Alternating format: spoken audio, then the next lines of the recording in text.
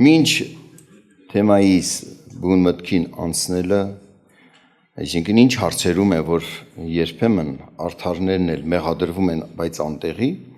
մինչ այդ հարցին անցնելը, մի համար կարդամ և հիշենք մեր փրկության, մեր փրկչի կատարած գործը, առաջին նամակը Տիմոթեոսին ուղղված, առաջին գլխի 15-16 համարը։ Ճշմարիտ է այս խոսքը և ամեն ընդունելության արժանի, որ Քրիստոս Հիսուսն աշխարհ եկավ մեղավորը փրկելու, որոնց առաջինը ես եմ։ Սակայն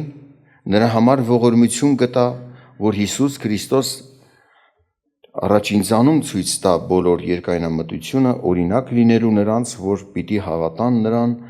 հավիտենական կյանքի համար։ Մենք էլ Աստծուց ողորմություն ստացած, որ հասկացանք փրկչի փրկարար գործի մեծությունը, ողորմություն գտած ուրախացանք եւ այսօր էլ ուրախանում ենք այդ ուրախությամբ։ Նրան լինի փառք հավեր։ Սա մեծ հարստություն է, որ մենք մեղավոր էինք, մեղքերի թողության արժանացանք ձրի։ Հատուցեց պարտքը Քրիստոսը։ Սակայն այսօր մեր շուրջն էլ, ինչպես ամեն մեկիս շուրջը, կան մարդիկ, որ դեռ ապաշխարած չեն, մեղավոր կյանքով են ապրում, մտերիմ մարդիկ, հեռու մարդիկ, հարազատ ընկերներ, օտար մարդիկ, սակայն մեղավոր մարդկանց արարքները ոչ միայն իրենց կյանքին է չարիք վտանգ բերում, այլ նաև ազդում է շրջապատի վրա էլ։ Բնականաբար, նեղություն ենք քաշում մենք էլ, երկրում նայում ես օրինակ, եթե մի երկրում բարի ղեկավար է լինում, Աստծո կամքի համեմատ մտածում, բարի գործեր անում, ամբողջ ժողովուրդն էլ օրհնություն են ստանում, խաղաղություն ստանում, հաջողություն ստանում։ Եթե մի տանը լավ ծնողներ են, հոգատար հայր, մայր, երեխաներն էլ օրհնություն, հաջողություն են ստանում։ Եթե վատ ղեկավար է կամ վատ ծնողներ, նեղություն են քաշում, բոլորն էլ, ով այդ անկյան, այսպես ասած, անձնավորության, այսպես ասած, լծակներ ունի, բնականաբար վատն էլ իր վրա ազդեցություն կունենա, բայց Աստված երկայնամիտ է, ողորմած ամեն մեկին հնարավորություն տալիս ապաշխարության, եթե մարդը մեղք է գործում ու տեղում պատժվի, պատկերացրեք այդպես, հիմա աշխարհի վրա մարդ չէր լինելու, մենք էլ էինք պատժվելու։ Պողոս առաքյալը պատահական չի ասում, որ մեղավորին փրկելու համար եկավ Հիսուս Տերը, որոնց առաջինը ես եմ, իհարկե մենք էլ ենք հասկանում մեր մեղքերը, որ ես գիտակցում եմ իմ մեղքերը, ճիշտն ասած, իհարկե Պողոսը այլ բան նկատի ունի մեծ մեղավոր տեսնելու հարցում, ես էլ ինձ մեծ մեղավոր տեսնում, եթե մինչ լույսը Աստծո միտքը, խոսքը հասկանալը ինձ արդար էի տեսնում, երբ որ Աստծո լուսավորվեց միտքս ու տեսա իմ մեղավորությունը, ինձ թվում էր ամենամեղավորը ես եմ։ Նույնիսկ այն մարդկանց հետ, որ գժտվել եմ, ավելի շատ իմ մեղքերն էի, սխալներն էի տեսնում, քան նրանց։ Եվ դա ինչ որտեղ ճիշտ է, որ մարդը կարողանա դատել իր արարքը, սակայն Պողոս առաքյալը մեծ մեղավոր էր իրեն տեսնում, որ եկեղեցին հալածեցի։ Մեծ մեղք է դա։ Աստծո ժողովուրդ հալածեցի, Աստծուն ուղղակի Աստծո դեմ ելա։ Բայց ասում է ողորմություն գտա Հիսուսի ձեռքով, նաև ողորմություն ստացած, որ ես ապրեմ այնպիսի մի կյանք, որ ուրիշներին օրինակ լինեմ, որ հավատան Քրիստոսին, նմանապես մենք։ Մենք պետք է օրինակ լինենք, որ հավատան Քրիստոսին։ Սակայն հանդիպել են շատ դեպքեր, ինչպես անցյալում, նաև հիմա էլ։ Հանդիպել են դեպքեր, որ մեղավորի հետ դուժել է նաև արդարը։ Ուրեմն կարդամ Եզեկիելի գրքից մեկ հատված, ուրեմն Եզեկիել մարգարեի գրքից 18-րդ գլուխը պետք է կարդամ, բայց հատված։ Կկարդամ 1-ից մինչև 9 համար առաջին հատվածը։ Տիրոջ խոսքը եղավ ինձ ասելով, Մարգարեն է այսպես խոսում, Տերը իրեն ասեց. Ինչու եք դուք այդ առակը ասում Իսրայելի երկրում, ասելով հայրերը ազող կերան եւ որդկանց ատամներն առան։ Ես կենթանի եմ, ասում է Տերը, որ այս առակ այլևս պիտի չասեք Իսրայելում, այսինքն Աստծո ժողովրդի մեջ Իսրայել այսօր դա ժամանակ խորհուրդներ Աստծո ժողովրդին, Տիրոջ ժողովրդի, Աստծո ժողովրդի մեջ այս առակը չասվի, կպարզեմ, կասեմ ինչ է սա։ Ահա բոլոր հոգիներն իմն են, ինչպես հոր հոգին, նույնպես եւ որդու հոգին իմն է։ Մեղանչող անձը ինքը պիտի մեռնե։ Եթե մեկ մարդ արդար է եւ գործե իրավունք եւ արդարություն, սարերի վրա չուտե, այսինքն այսին սուրբ է թանկ, պատիվ տանք, այսին սուրբին, այնին սուրբին, այդ նկատի ունի սարերի վրա չուտե։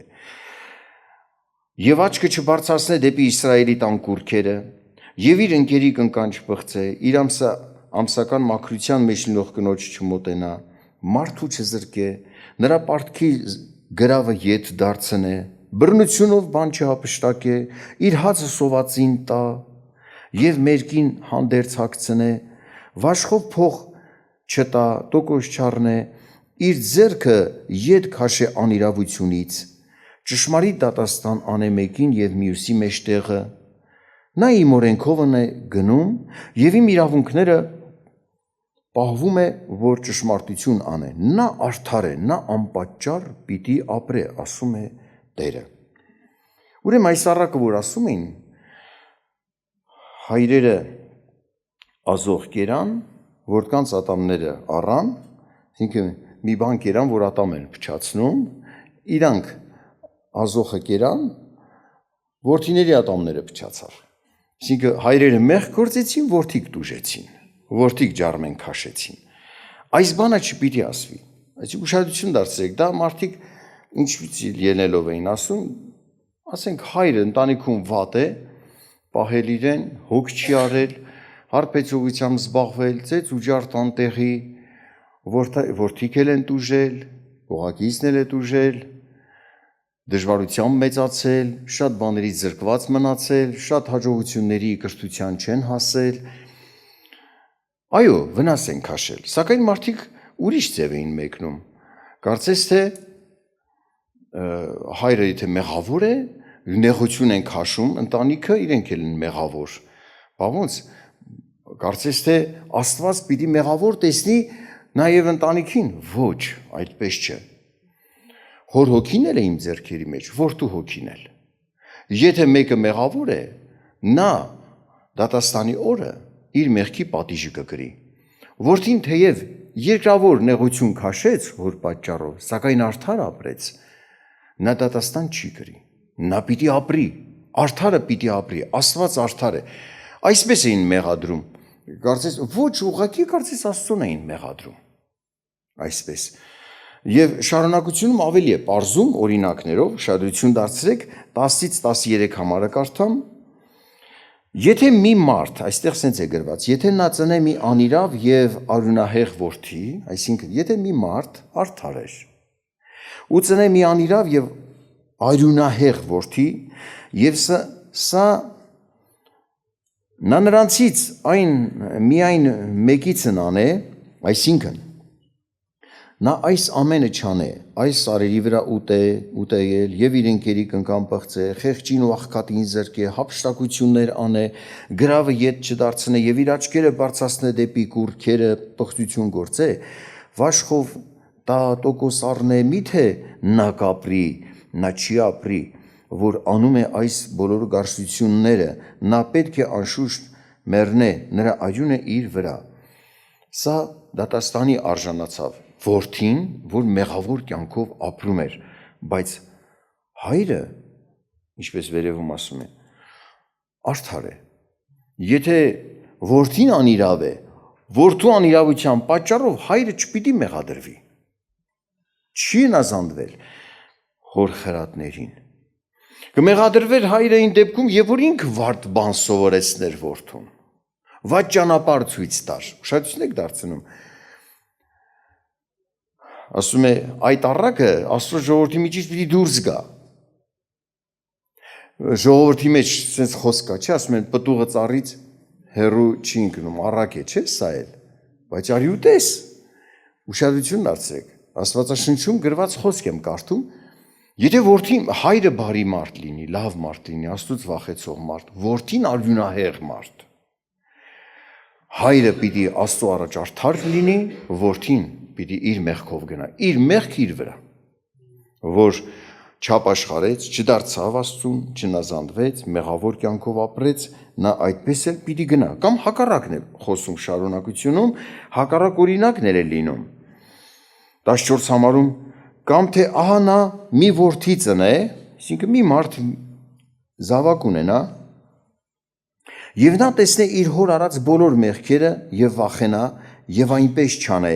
սարերի վրա չուտե եւ իր աչքերը վեր չբարձրացնե դեպի Իսրայելի տան պղծությունները, թեկուզ նախադասություն է մեկ ասում, բայց այդ նախադասության մեջ մի քանի միտք է ասում։ Նա նայի հորը, որ այս անիրավություններն արել է, այս էլ հակառակ, հայրը անիրավ է, մեղավոր, կռապաշտ, չար վարքի տեր մարդ, բայց որդին տեսնի իր հոր արածները ու վախենա, ես այս ամենը չեմ անելու, ասում է, սարերի վրա չուտե, այսինքն սուրբ կոչվածների վրա չգնա, աչքը չբարձրացնե դեպի Իսրայելի տան պղծությունը, իր ընկերի կնկանը չփղծե, մեկ մարդի չզրկե, գրավ չառնե եւ հափշտակություն չանե, իր հացը սովածին տա եւ մերկին ծածկի հագուստով, խեղճից ետ քաշե իր ձեռքը, վաշխ եւ տոկոս չառնե, իմ դատաստանները գործադրե, իմ օրենքներում վարվի, նա պիտի չմեռնե իր հոր անիրավությունով, նա անշուշտ պետք է ապրի, նրա հայրը, որովհետև զրկանք արավ եւ իր եղբորից բան հափշտակեց եւ արավային ինչ որ լավ չէր, իր ազգի մեջ եւ ահա նա ինչ որ լավ չէր իր ազգի մեջ, ասում է, եւ ահա նա պիտի մեռնե իր անօրենությունով։ Այսինքն այս վերջին նախադասությունը ավելի է պարզեցնում, սա դատվելու ժամին ինչ պիտի լինի։ Սա պիտի մեռնե իր անիրավությունով։ Նաև թեև մեռնի ֆիզիկապես, բայց պիտի ապրի իր արդարությունով։ Այստեղ հասկանալի է, որ թեկուզ ինքնակարենյան բաժնից ենք կարդում, հարցը սա է, մարդը ինչ ճանապարհ է ընտրել, որդին չնայեց խորը, որոշեց ազնիվ ապրի, արդար ապրի, կռապաշտ չլինի, ուրիշին զրկող չլինի, ուրիշին չարաշահող չլինի, այսինքն արդարության ճանապարհ է ընտրել, բայց իր հայր անիրավության ճանապարհ էր ընտրել, նա հայրը որ մեռավ, իր անիրավությունը իրանից կպահանջվի, որդին արդարության ճանապարհ էր ընտրել, արդարության ճանապարհի մեջ լինողները գիտեք, թեկուզ ինքնակայինի ժամանակում զոհով էին մեղքերի թողություն առնում, ճիշտ է, եւ այդ զոհերը թեկուզ նրանք անում էին, որը ստվերն էր, շուքն էր, իրական զոհի, որը Քրիստոս մեռավ, զատկի տոնին, որ քահանայապետը իր ժողովրդի համար զոհ պիտի մատուցեր, Քրիստոս մեռավ, եւ դադարվեց այն ստվեր արվող զոհերը շուքը, որ կատարվում էր, որովհետև իրական զոհը եղավ, եւ թեև դեռ իրական զոհը չէր եղել, մարդիկ, որ այդ զոհերը կատարում էին պատվերի համեմատ, Աստված ներում էր շնորհում նայելով նրանց հավատքին նազանդությանը։ Արդարության ճանապարհի մեջ լինողը, թեկուզ այս ճանապարհի մեջ է, պատահում է սխալվում է, բայց չի գնում մեղքի ճանապարհով։ Անիրավության ճանապարհ բռնած չի, դրա համար արդար է ասում նրան Աստված։ Եթե սխալ է անում, թողություն է խնդրում Աստծուց, Աստված նայում է որդու արյանը եւ թողություն տալիս։ Հարցը սա է, երբ որ ասում ենք արդարը կփրկվի, այդ նկատի ունենք, այդ ճանապարհի մեջ լինելու Աստծո խոսքը դա նկատի ունի։ Այսպիսով տեսնում ենք, որ որդին հոր մեղքերի պատճառով չի մեղադրվելու Աստծո առաջին։ Հակառակն էլ, եթե հայրը մեղավոր է, որդին չի մեղադրվելու հոր մեղքերի պատճառով, եթե ընտրել է Աստծո ճանապարհը։ Սակայն եթե մի հայր իր որդուն դրդի մեղքի, իրենից պահանջվելու է, դրդի ստության, անիրավության, իրենից պահանջվելու է իր որդուն հանցանքի մղելու համար, Այս երբ որ խոսում է Աստված մարգարեի միջոցով ժողովրդի հետ 19 համարում այսպիսի մի բան է ասում Տերը. Դուք ասում եք, ինչու չկրե որդին հոր անիրավությունը։ Կարծես, երբ որ մարգարեի միջոցով Աստված իր արդար դատերն է ներկայացնում, հուժար չեն շատերը։ Հիմա էլ են այդպես է, չէ՞ պիտի ջարմեն քաշի որդին, հերը մեղավորը պիտի ինչի Աստված իրան որդուն էլ չպատժի։ Ինչի չքաշե որդին հոր անիրավությունը։ Հարց են տալ, այսպես պահանջում են։ Սա հարցի տեսքով է, բայց պահանջ է, ինչու պիտի չքաշի հոր անիրավությունը։ Տերն ասում է, որովհետև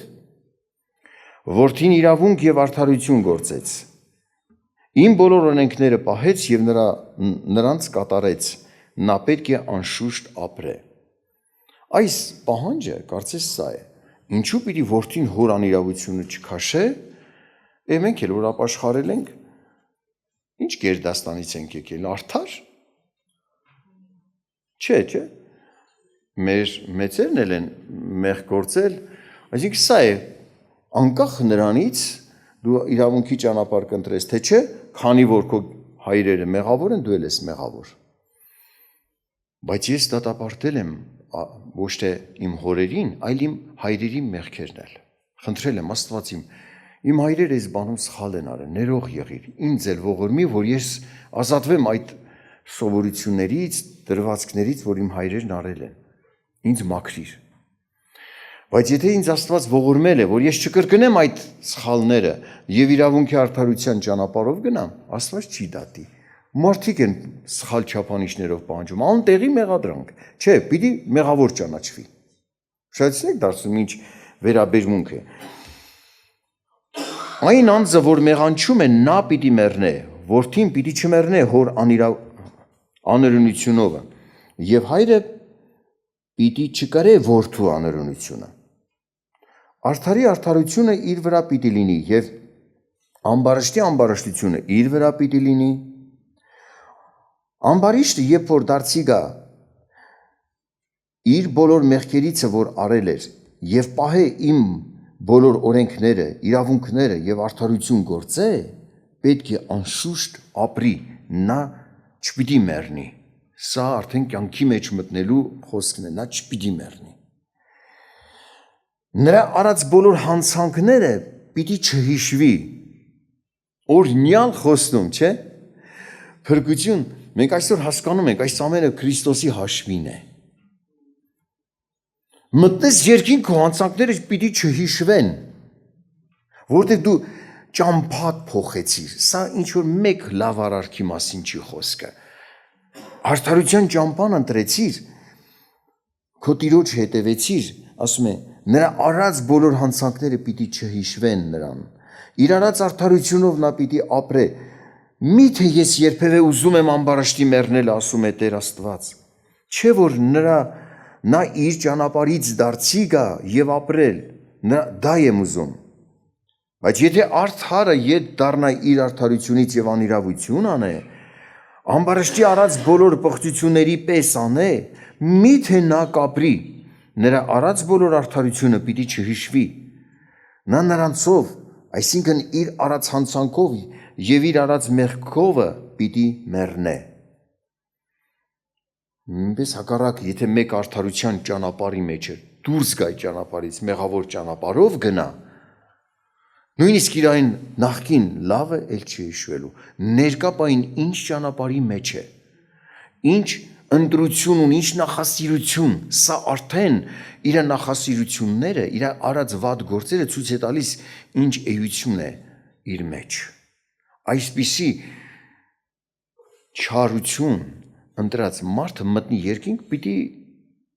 այնտեղ էլ չարություն գործի։ Բայց եթե չարություն գործող էր, դառնա Աստծուն եւ իր ճամփան փոխի, ամբողջ սրտով Աստծո կամքը ընտրի, իր էությունից վանեց, հանեց Աստծո զորությամբ, այն ամեն արմատները, որ չարության մղող ուժեր էին, մերժեց, նա երկինք մտնի անարատ է լինելու հավիտյան։ Ուշադրություն դարձրեք, արդար վերաբերմունք։ Բայց մարդկանց անտեղի մեղադրանք, չէ, որ հայրը մեղավոր է, պիտի որդին էլ ճանաչվի հասարակության մեջ վատ մարդ, նույնիսկ հետագայում, ապագայի հանդերձյալ կյանքում էլ նա պիտի արժան չլինի կյանքի, բայց ասում է Աստված ոչ, եթե մեկը չար ճանապարհից ետ դառնա, պիտի արդար ճանաչվի։ Ուշադրություն դարձեք հաջորդ հակառակությունը։ Եվ դուք ասում եք, 25 համարն եմ հասել, եւ դուք ասում եք, Տիրոջ ճանապարհը ուղիղ չի։ Մեկ լսեցեք ով Իսրայելի տուն, միթե ուղիղ չէ իմ ճանապարհը, չէ որ ձեր ճանապարհներն ուղիղ չեն, երբ որ արդարը ետ դառնա իր արդարությունից եւ անօրենություն անե, ու նրանցով մեռնե, նա իր առած անօրենության համար պիտի մեռնե։ Երբ որ ամբարիշտը ետ դառնա իր ամբարաշտությունից եւ իրավունք ու արդարություն անե, նա կապրեցնե իր անձը, որովհետեւ տեսավ եւ ետ դառավ իր արած բոլոր հանցանքներիցը, նա անշուշտ պիտի ապրե, պիտի չմեռնե։ Ուշադրություն դարձեցիք ինչու էին մեղադրում, Տիրոջ ճամփան ուղիղ չէ։ Այդ ո՞նց կլինի։ Մեկը մեղավոր կյանքով ապրեց, մեկ էլ եկավ զղջաց, ներողություն խնդրեց Աստծուն, խնդրեց ների իմ հանցանքներ ու Աստված էլ ներեց արժանացրեց իր կյանքի փրկության։ Բայց արդար է։ Այն մեկն էլ լավ բաներ էր արեց, մեկ է հետո սկսեց վատ ճանապարհով գնալ, կռապաշտության մեջ գնալ, հարբեցողության մեջ, չար ճանապարհի մեջ գնալ, այդ անցյալը իրախի մոռացան։ Բայց արդար է։ Շարունակեք դարձնում ինչու են մեղադրում։ Աստված արդար է։ Այո, արդար է։ Որովհետև եթե մարդը ճանապարհ է փոխել, սա խոսում է իր ներքնաշխարհի մասին, ինքն ով է, ինչ անձ է։ Իհարկե, մեղավորը, որ դառնում է Աստծուն եւ բարի գործերի պատրաստ մարդ է դառնում, մարդը իր կողմից քայլ ունի, Աստված իր կողմից։ Աստված ամբարշտի կորուստը չի ուզում։ Երբ որ մարդ ամբարշտությունից դառնում է դեպի Աստված, ձեռք է մեկնում Աստված, զորացնում, կարողություն տալիս, որ սրբվի, կարանա բարին անի, ինքն իր զորությամբ չի դառնում բարի գործերի պատրաստ մարդ, արդարություն գործելու ենթակա մարդ, դա Աստծո զորությունն է։ Սակայն Աստված մարդու ընտրությունը ներքնաշխարհում կատարվող քայլերը շարժառիթներն է հաշվի առնում։ Դու ինչ էության մարդ ես։ Մտնես երկինք ինչ ես անելու։ Այսօր երկիրը ինչ էության մարդիկ են ավերում։ Չարություն ընտրած մարդիկ։ Չարությունը մեղք ընտրած մարդիկ ավերում են երկիրը։ Բարի ստեղծած երկիրը ուր են հասցրել։ Գազանություն,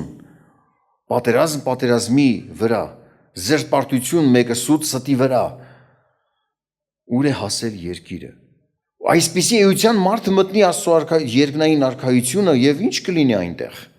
Դրա համար Աստված հաշվի առնում ով ես դու, ինչ ես ընտրել։ Եվ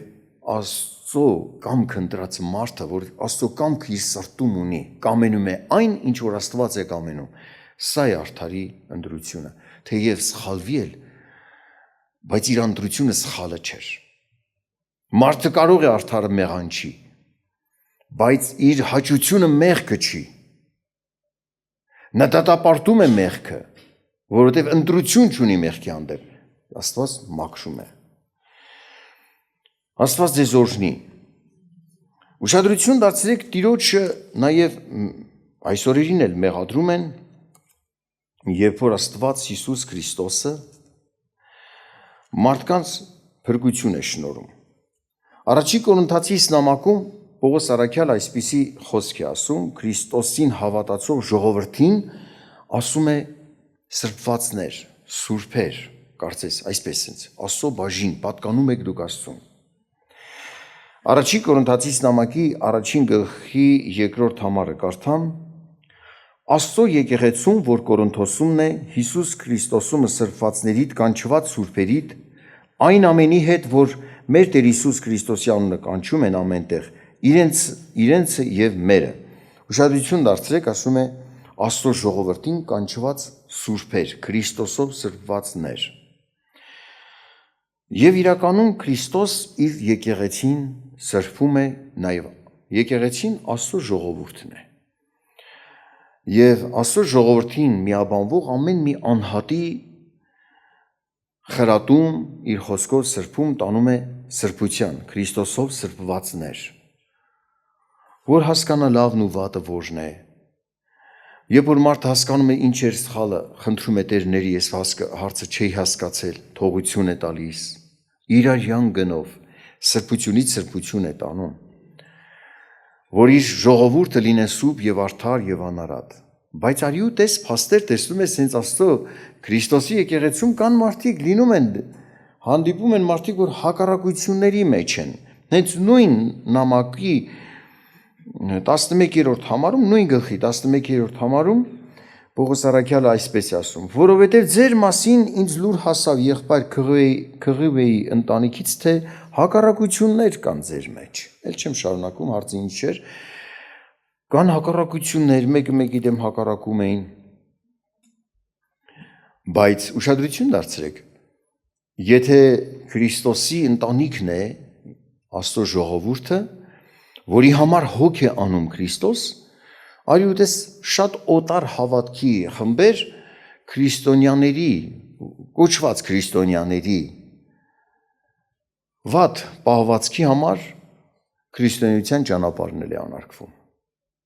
Անտեղի մեղադրվում է նաև Քրիստոս։ Ասում են, բայ այս ազգը քրիստոնյա է, հապա ինչու են այսպես անում։ Կամ խմբեր են իրար անարգում, ասենք խմբերում լինում են մարդիկ, որոնք ամբարիշտ կյանքով են ապրում, ասում են դե որ հավատացյալ են, Քրիստոսին են հավատում, ինչու են այսպես անում, եւ այդ ճանապարհը անարգում։ Եվ գայթակղվում։ Կան խմբեր, որ ասենք առողջ են, ավետարանի խոսքով առողջ միտք ունեն, բայց թեկուզ այդ առողջ միտք ունեցող խմբում, որ սուրբ գրային վարդապետություն է Քրիստոսից առած մատուցվում, Քրիստոս խնամք է անում այս ժողովրդի համար, բայց էլի կան հակառակություններ, բայց հակառակություններ ունեցողների, ապստամբության վարվողների պատճառով անարգվում է ամբողջ ինչ որ Քրիստոս տալիս է։ Դա սխալ է, անտեղի մեղադրանք, մարդն է մեղավոր։ Ինչպես ընտանիքում ասում է, եթե որդին ամբարիշտ էր, հայրը չպիտի մեղադրվի դրա համար։ Ճիշտ է։ Ինչու պիտի մեղավորի պատճառով մարդը թողնի Քրիստոսին։ Ասում է, ես չեմ թողել, ես չեմ ուզում այդ մեղավոր մարդկանց հետ նստեմ ելնեմ։ Բահո։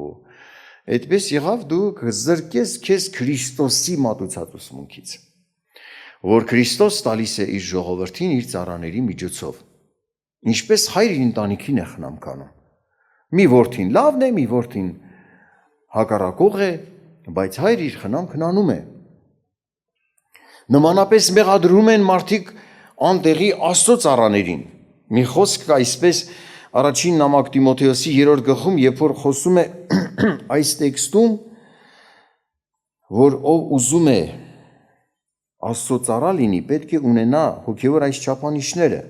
Այս չափանիշները, որ գրված է, ամեն հավատացյալին է ուղղված։